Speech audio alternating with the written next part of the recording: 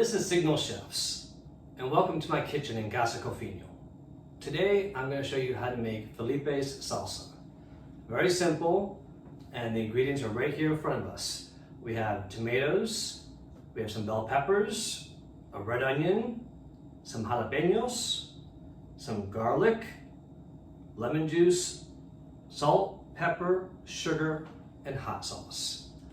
And it's very simple to make. And I'm going to show you how to make it right now, and it's something you can do that's fresh and easy to do and use with a lot of different dishes.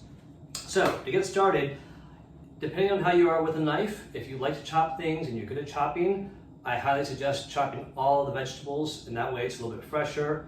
If you're someone who does not like to use a knife that much, the Cuisine-art is your friend, so go ahead and use that. But I like to do a little bit of both because I know people in my family like to have a little more juice in the salsa, so if you do a little bit of chopping here with a pulse, it gives you a little more of the sauce. So to get started, we're going to take the tomatoes and we're just going to chop those up. Now, one of the things that a lot of people have been doing with a lot of the cookings that we've done here at Signal is that they've done a lot of cultural dishes from their home countries. Now, I'm from Spain and Cuba. This salsa dish is not a Cuban or Spanish type of a dish. This is actually a financial savings dish, I call it. And since it is Signal Financial, here's our financial tip. For those of you trying to save some money, sometimes take a look at the ingredients of the things that you have that you like. It might be easy to replicate, a lot easier and cheaper. This salsa here came from a restaurant slash store, and it cost about $10 for a small jar of it. It was delicious, it was great, but it was just very expensive and probably what my nieces and daughter would call bougie. And so I looked at the ingredients and realized all it is what you see right here in front of you. And so I tried to replicate it and make it, and at the end of the day, I tried it and people liked it to the point where they wanted to take it home. That's when I knew it was actually good. It wasn't just them being nice. They wanted a jar of it. Every time I made it, they'd ask for more. So what I'm doing here right now is I am just chopping up a few of the tomatoes. And what I'll do with the tomatoes, obviously, is chop them up in good chunks, because for me, a salsa is better if you have some chunks in it. And I like to have those flavors in there, but you also want to have some of the sauce and the seeds in there because that adds the flavor as well.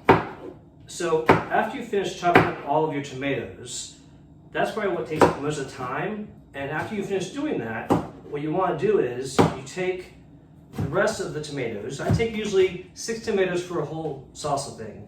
And what I do is I take 4 of them and I use the puree or the pulse on the Cuisine-art for 2 of them. And the other 4 I chop up myself into smaller bits. That way I got a mix of some good chunks as well as some of the sauce. Alright. Now, one thing that people tend to have in salsa that I do not put in here, that you may have noticed, is cilantro. I am not a big fan of cilantro. It's my personal choice.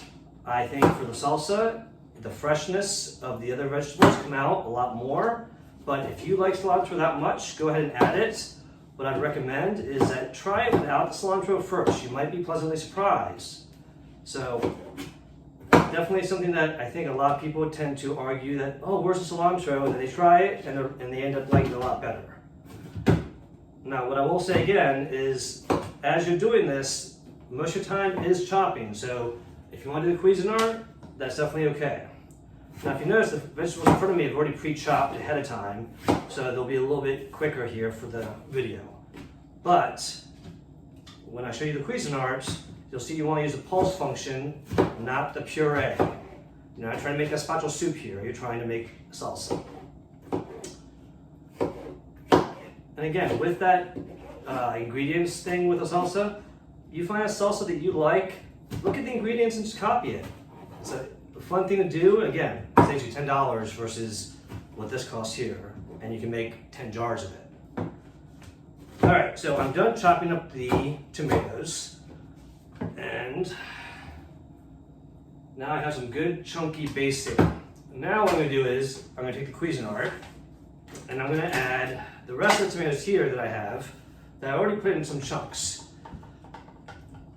Okay. And then on, and again, you just want to make sure it's on pulse, or pulse, not puree. And then what you want to do is just go ahead and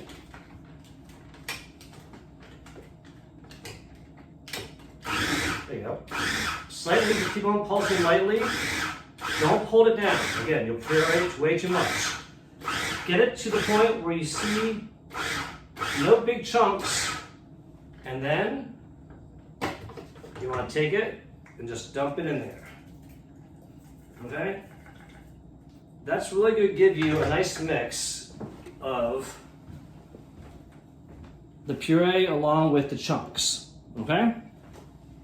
Now, with the rest of the ingredients here, I did chop up some of it already myself. The bell peppers here, I chopped up already. So I'm just going to add those into this dish here. The red onion, key ingredients. Chop that in here. Add that in. Jalapeños, again to your liking. If you want it spicy, leave the seeds in there. Okay, the garlic. Minced garlic is fine. If you have fresh garlic and chop it yourself, I recommend it. I love garlic and I think it's more flavorful that way. So add the garlic. All the measurements are in the recipe that we have attached here. And then, before I add all the rest of the ingredients, I'm going to take a little bit of the bell peppers, as well as the onion, red onion, and I'm going to put it in here, just a little bit again, to give it a little bit more of the puree, of the sauce and the juices from it.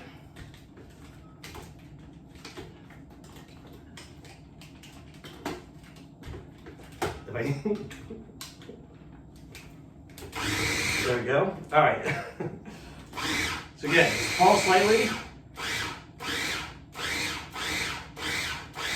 You see a nice mix of color. Now, again, with the bell peppers, you can use whatever you want. I like to use a nice mix of different bell peppers of yellow, red, orange, or in green.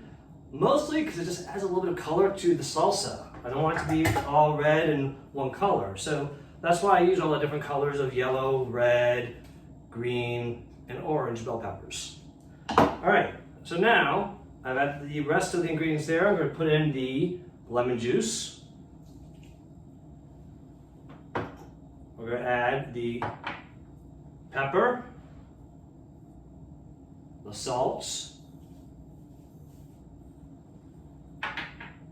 sugar. The sugar is going to help preserve it a little bit, but it also gives it a little sweetness.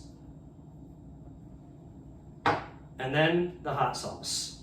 To your flavor, to your tasting, if you like it hot, add more, but you want to add a little bit in there to give it a little kick. Okay? And then what we're going to do is we're going to just mix that in there here all together. You would usually use a spoon to mix, but that's okay. Be careful. Now, here's the one thing that's really important. When you do this, you're going to have a desire to want to taste it. It is going to be something that you want to wait, because right now the flavors have not mixed together. You want to let it sit in your refrigerator for a good night, so all the flavors have a chance to get in there and really absorb each other and have all the flavors combine, because at the end of the day, when they combine, that's where you get the salsa that tastes fresh and all the ingredients really come out. So here you have the finished product of what it looks like when you're done. It's a great salsa. You can go ahead and use it for a lot of different things. You can use it with just chips. You can use it with omelets. You can use it with a salad, make it a healthy dressing. So there is Felipe salsa. I hope you enjoy that and have a great day. We'll see you next time.